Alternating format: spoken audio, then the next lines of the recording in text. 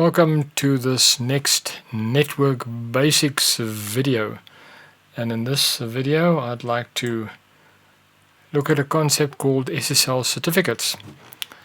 And whenever people talk about SSL certificates, words are being used like it's more secure and that type of stuff. But why is that? So without any further ado, let's dive into this. Here I've got a few diagrams. I first need to maybe take a step back to the past. When you typed in addresses back in the past, you typed in http:// blah blah blah, the URL. Alright, in that case, whenever you type that in on your server or on your desktop, any interchange between your desktop and the server was visible in clear text. Passwords, etc.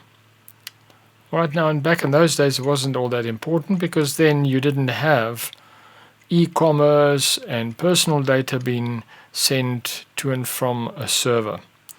So it wasn't too much of an issue.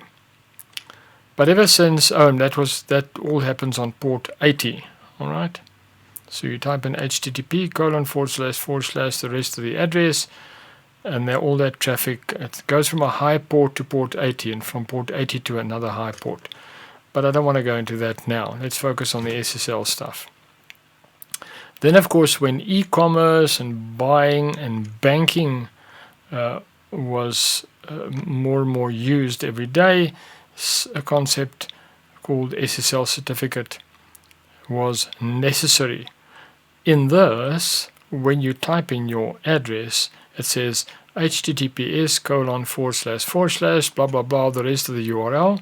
That communicates on a port 443. So it's a high port to port 443 and port 443 back to a high port. That's just the ports. But I don't want to digress now. The main thing here is the interchange. If you should enter a username password, that would all be encrypted. Gobbledygook. Because with that traffic, you can actually look at the traffic with your network sniffers, your Wiresharks, your Ethereal, that type of stuff. But if you look at this traffic with Wireshark, you're just going to see encrypted data.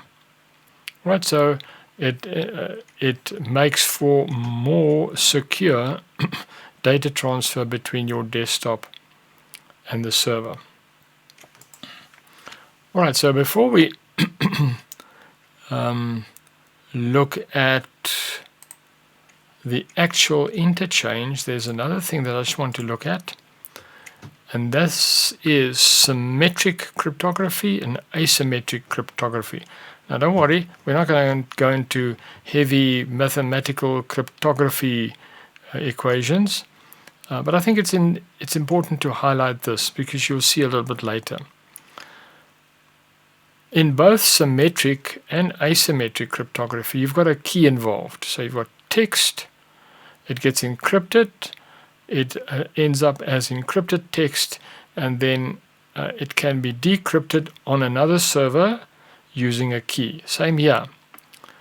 Text, encryption, encrypted text, decrypted on the other side or at the other server, and you can see your text again. In the symmetric, it uses one key. It's a private key, and it uses the same key for both the encryption and decryption. With asymmetric, you've got a key pair. So you've got a public key and a private key, and then, of course, you encrypt it using the public key, and you decrypt it using the private key. All right? And, of course, this key pair you generate with, in Linux, you use SSH-keygen. And on Windows you can use PuTTygen. There's more than those, but those are the ones I use. So yes, keep this in mind when we look at the next diagram, and that would be this one. There we go. So here we have a desktop communicating to a server. Now, to highlight all this, I've actually broken the traffic or communication down a little bit in the sense that the first step would be for the desktop to say to the browser, to the server, hello. Well, it's a little bit more complicated than that, but it comes down to that. Then the server says hello, and it actually responds with its certificate. All right. Now it enables the desktop to actually verify the certificate at the certification agency. All right, because when the server was created, an SSL certificate was issued and installed here. Okay, so if the server responds with the SSL certificate and you can verify it, it means the SSL certificate is in fact a genuine certificate issued by a CA. All right, so that's one level of comfort, security, if that's the word you want to use. Right, and once the validity of the SSL certificate was checked, validated, then we go to step number 4, where a session key is created and sent to the server. And then the server would acknowledge, but all this traffic would be encrypted using that session key.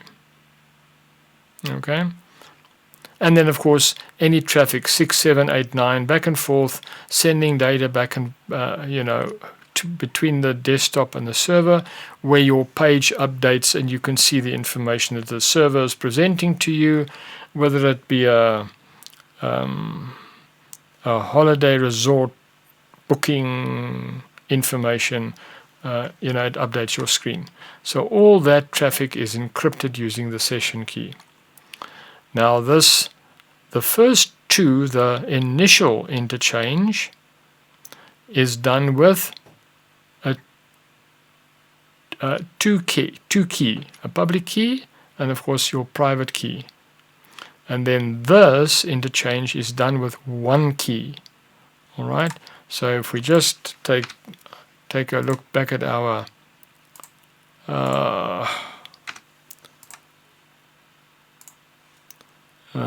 there we go.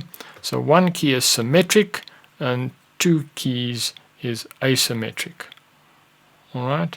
So the first interchange is done with asymmetric cryptography, and the rest of the communication is done with symmetric cryptography, and the use of the keys. All right, and of course, if we just jump straight back there, all this interchange is encrypted, so it is secure. So nobody can actually eavesdrop your traffic using the network sniffers. Right, I hope that gave you some idea of what an SSL certificate does and how it operates. See you in the next video. Cheers.